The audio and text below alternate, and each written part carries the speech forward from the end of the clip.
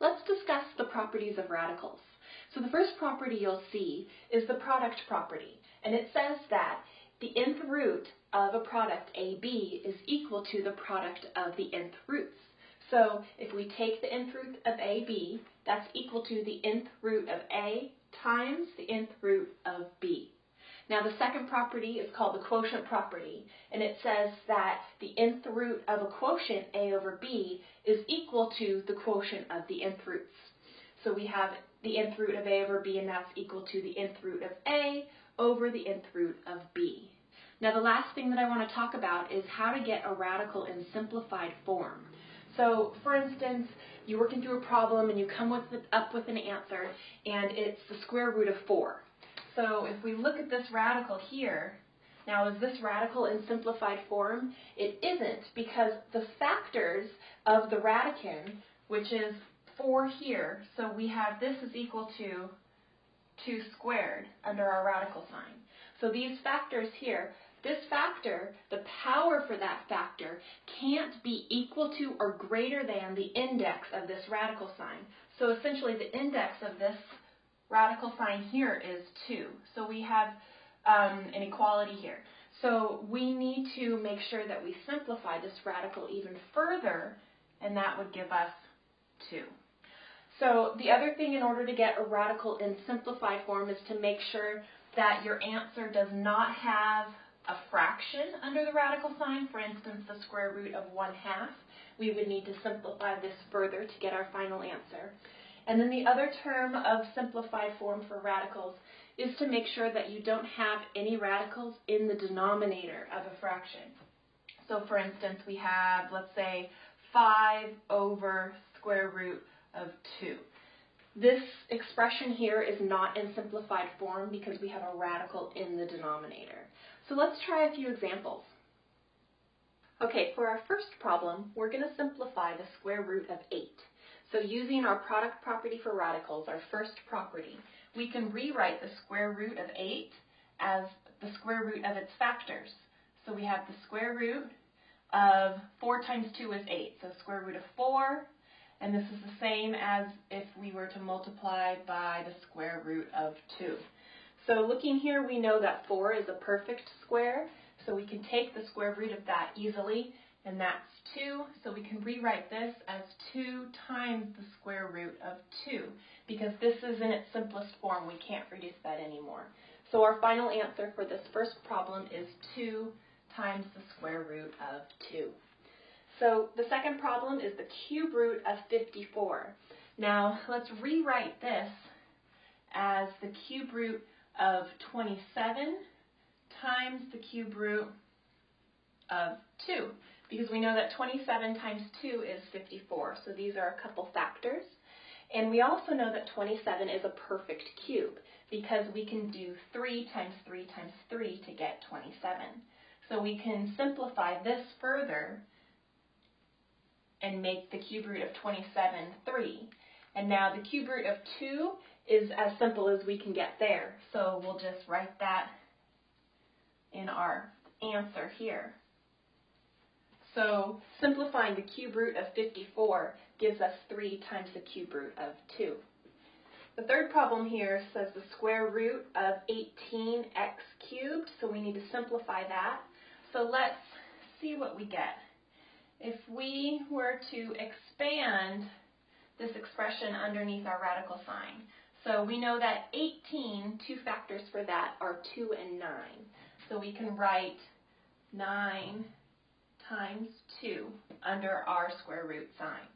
We also know that we can write x to the third as x squared times x, because when you multiply x squared and x, you get x to the third.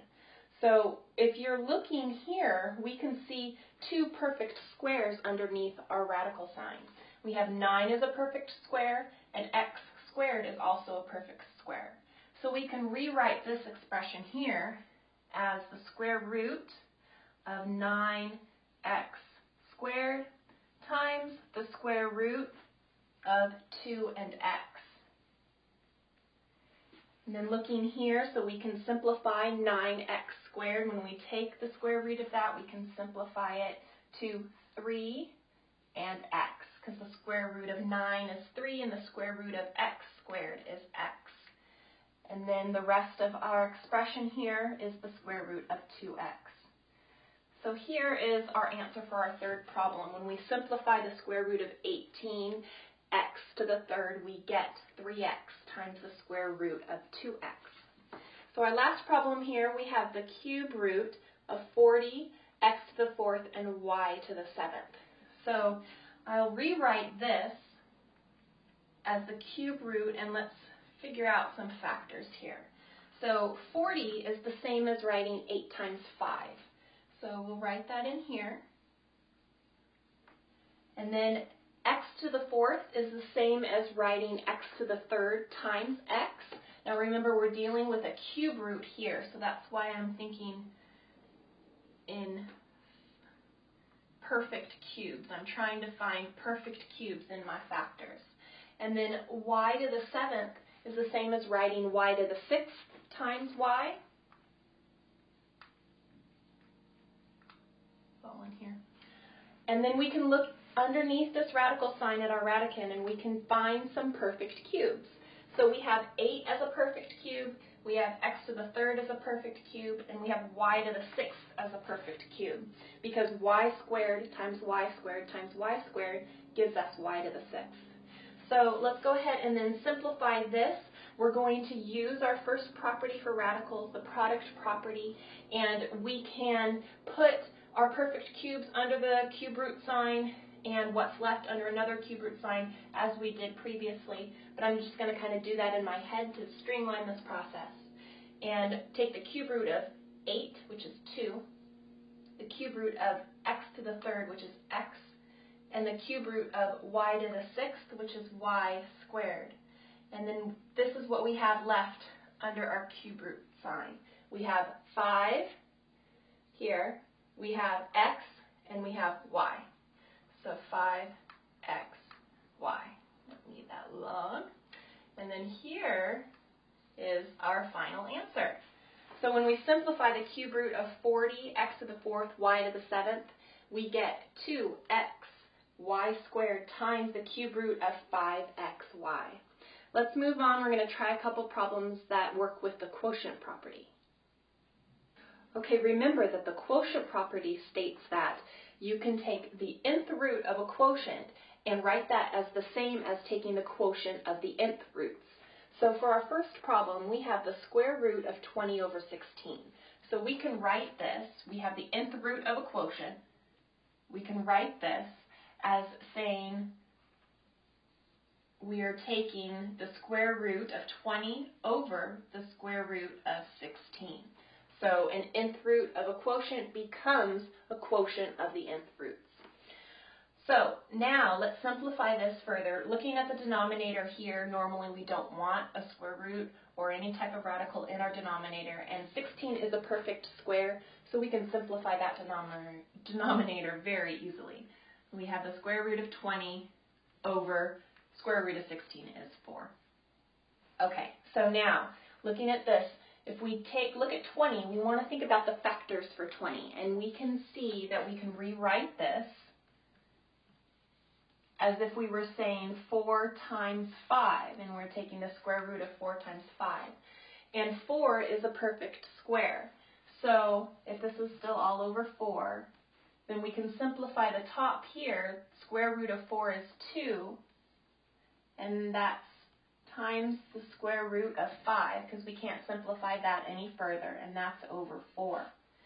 And then our final step is to divide out our common factors. So we have 2 over 4 becomes 1 over 2. So 1 times the square root of 5, and our numerator is just the square root of 5, and we're left with that over 2. So if we're simplifying the square root of 20/16, we get the square root of 5 over 2. Let's try another one. Here we have, in our numerator, 4 plus the square root of 12, and that's all over 2. So let's look at this radical to start. We can rewrite this as if we were saying the square root of 4 times 3. And all of this is still over 2.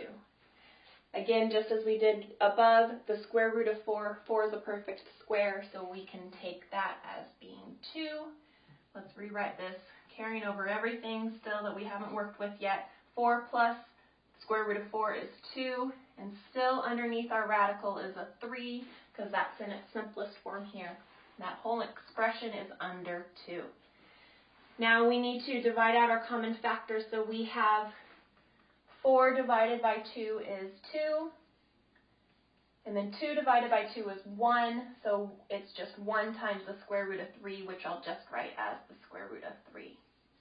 So our answer for our second problem here, if we were to simplify 4 plus the square root of 12 all over 2, we'd get 2 plus the square root of 3. One of the conditions for getting radicals in simplified form is to make sure that if you have a fraction, you don't have any radicals in the denominator of that fraction. And in order to get rid of those radicals in the denominators, we need to rationalize the denominator. Now that's just a fancy way of saying getting rid of those radicals in the bottom part of your fraction. So let's try a few examples. The first one, we have the square root of 1/2. So using our quotient property, we can rewrite this as the square root of 1 over the square root of 2. Now we have a fraction here with a radical in the denominator, so we need to rationalize it, which means that we need to find a perfect square in order to get rid of the radical sign and just end up with a whole number here. So we can multiply the top part of our fraction and the bottom part of our fraction by the square root of 2. Because when you multiply the square root of 2 by itself, you end up with just the radicand, which is 2. So this simplifies to the square root of 1 is 1 times the square root of 2. So we'll write the square root of 2 at the top in our numerator. In our denominator, the square root of 2 times the square root of 2 is 2. So here's our answer for our first problem. When we simplify the square root of 1/2, we get the square root of 2 over 2. The next problem says 4 over the cube root of 2. Now we're dealing with a cube root instead of a square root, so we need to look for perfect cubes. So we can multiply this, the top and the bottom, by the same number. And if you look, we just have 1, 2 here underneath this radical sign here. So we need to multiply it to get a perfect cube, and we need to multiply it by 2 squared, because then we have 2 times 2 times 2, which is a perfect cube. So then we'll multiply our numerator by the same thing, 2 squared, and then multiply it out and simplify. So in the top we have 4 times the cube root of 2 squared. And that's over the cube root times 2 times the cube root, the cube root of 2 times the cube root of 2 squared gives us 2. And so let's simplify this, divide out common factors. 4 divided by 2 is 2, and this is the cube root of 2 squared, or otherwise written as 4. So here's our answer for this second problem here. 4 over the cube root of 2 simplifies to 2 times the cube root of 4. So our last problem here, we have 1 over the cube root of 9. Going about it the same way as we just did in this problem, we're looking for a perfect cube because we have a cube root.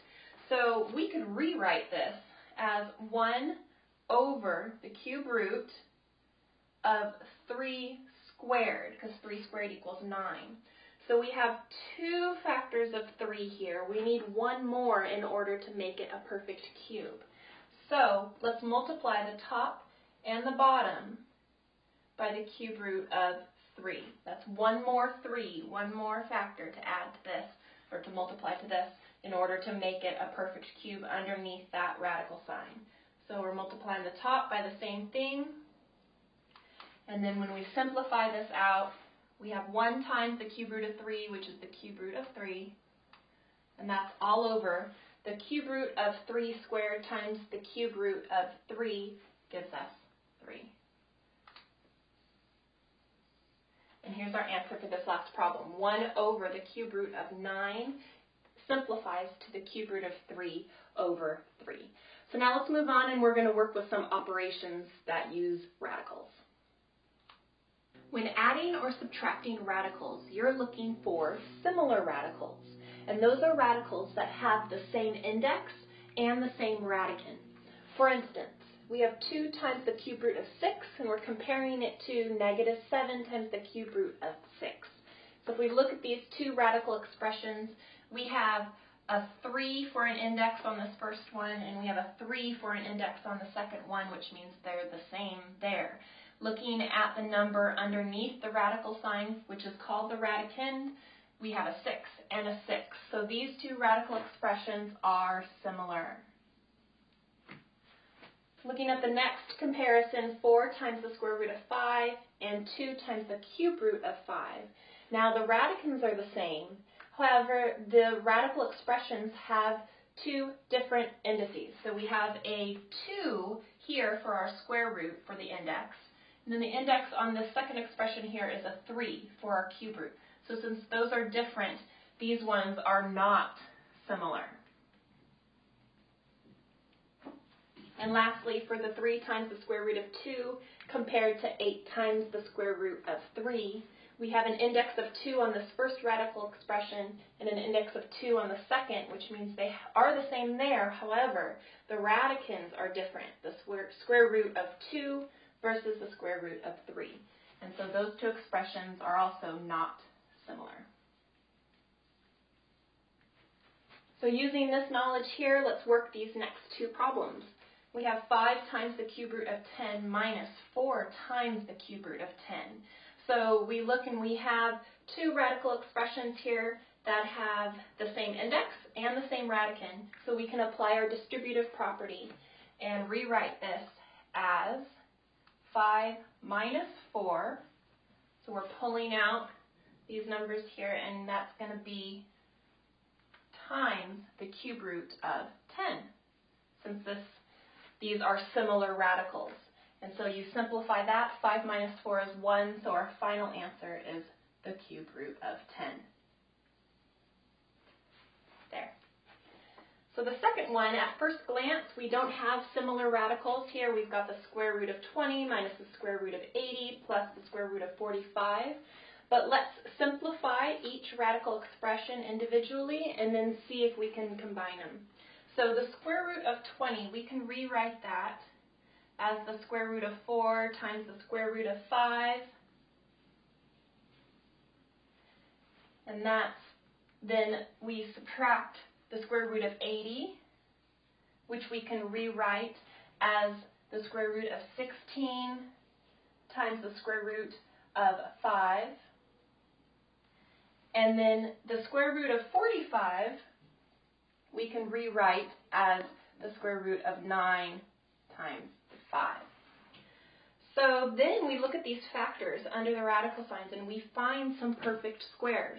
So the square root of 4 here we can write as 2, and then the remaining factor under the square root sign is 5. And then we subtract square root of 16 times 5. We've got a perfect square in 16, so the square root of 16 is 4. That's times the square root of 5. And then we're adding our final expression here. The square root of 9 is a perfect square 9 there, so we have the square root of 9 equals 3. And then finish it up by multiplying the square root of 5. So now, if you look at our terms in this expression here, we have similar radicals because we have the same index on each one, which is 2, and then the same radicand, which is 5. So we can combine this. Let's use our distributive property. We have 2 minus 4 plus 3, and that's all times the square root of 5. Simplifying that, 2 minus 4 is negative 2 plus 3 is positive 1. So it's 1 times the square root of 5, otherwise known as just the square root of 5. So there's our final answer for this answer, or this problem here. The square root of 20 minus the square root of 80 plus the square root of 45 simplifies down to the square root of 5. The last thing I'd like to discuss is how to multiply and divide radicals. So our first problem, it says multiply 2 times the square root of 3 times 5 times the square root of 7. So we can rewrite this as 2 times 5 times the square root of 3 times the square root of 7. And then simplify. 2 times 5 is 10. And then using our product property for radicals, this square root of 3 times the square root of 7, we can rewrite that as the square root of 3 times 7. And then that simplifies to 10 times the square root of 3 times 7 is 21, which is our answer. So to multiply two products together, including radicals, is essentially the same as if we were multiplying two polynomials together. So let's move on and let's try a division problem. So here, we spoke earlier about rationalizing the denominator. So we need to get rid of the radical that's in the denominator of this fraction. To do that, we need to multiply the top and the bottom of this fraction by the same number, and we're going to multiply by a conjugate. So that word, conjugate, is an important one to remember. And the conjugate of this expression here is the square root of 5 minus 1. So this expression, these two expressions are conjugates of each other. So we're going to multiply the bottom of our fraction by the conjugate and multiply the top of our fraction by the same thing. Okay, so now let's simplify this. We have a square root of 5. We're going to combine that. That's times the square root of 5 minus 1. And that's over the square root of 5 plus 1, this quantity here, times its conjugate, the square root of 5 minus 1, is essentially the difference of two squares. So we can write this as the square root of 5 squared minus 1 squared. And then we simplify. So I'm going to move it down here. We use our distributive property. We've got the square root of 5 times the square root of 5.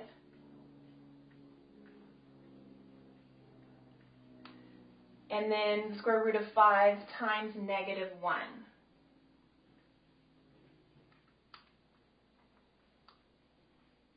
Which you can write this then as the square root of 5 times the square root of 5 minus this whole quantity. Square root of 5 times 1. And that's all over our difference of squares.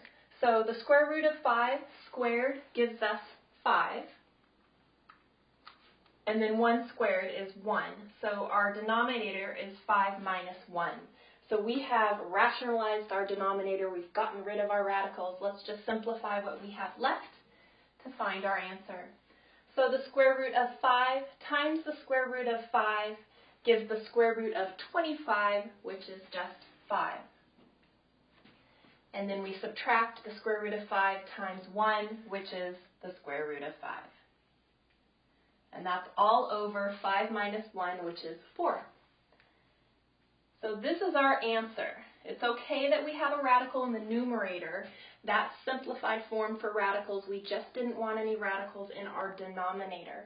So our answer for dividing this fraction here is 5 minus the square root of 5 all over 4.